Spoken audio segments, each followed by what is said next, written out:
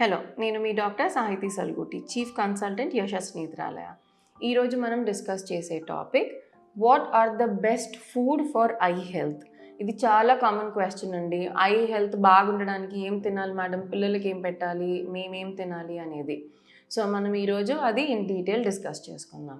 First and most important ఏంటంటే leafy greeny vegetables అండి. It could include spinach, kale, swiss chard and a lot of them have a lot of antioxidants అండి.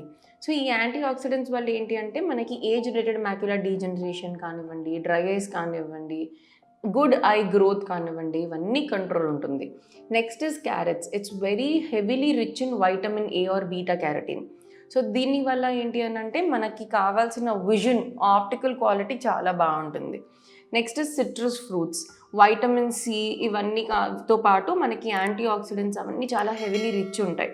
So దీనివల్ల again మన retina protection అనేది చాలా బాగా ఉంటుంది.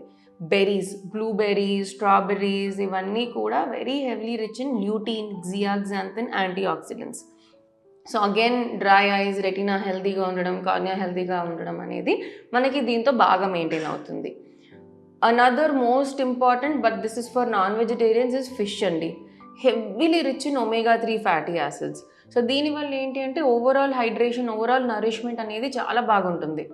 If your a vegetarian and looking for an omega 3 fatty acid rich అయితే nuts, walnuts కానివ్వండి, flax seeds, almonds, ground nuts, వీటిలో కూడా మన ఒమేగా 3 ఫ్యాటీ యాసిడ్ చాలా బాగా ఉంటుంది. కాబట్టి మీరు ఎవ్రీ డే ఒక స్మాల్ పోర్షన్ అనేది కన్జ్యూమ్ చేయగలిగితే ఓవరాల్ హెల్త్ చాలా మంచిగా ఉంటుంది.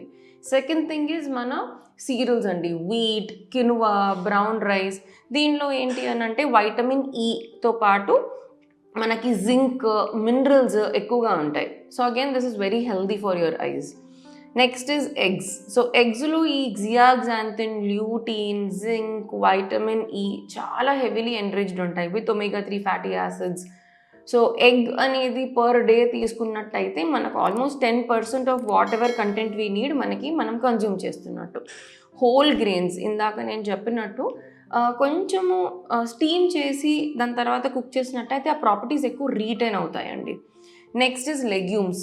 మన బీన్స్ కానివ్వండి, చిక్ పీస్, లెంటిల్స్ ఇవన్నీ కూడా very heavily rich in zinc. Second thing is మన ఈ ప్రొడక్షన్ ఆఫ్ మెలనిన్ వల్ల ఈ రెటీనా లోకి వైటమిన్ ఏ ట్రాన్స్పోర్ట్ అనేది చేయడానికి ఇది హెల్ప్ అవుతుంది.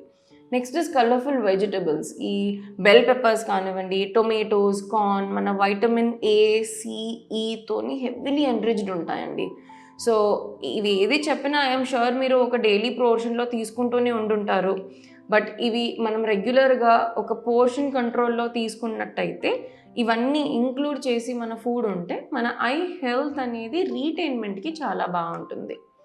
ఇన్ కేస్ మీరు ఇవేవి తీసుకోకపోతే ఈ రోజు నుంచి ప్లీజ్ తీసుకోవడం స్టార్ట్ చేయండి. ఈ వీడియో మీకు నచ్చినట్టయితే లైక్, షేర్ అండ్ సబ్స్క్రైబ్.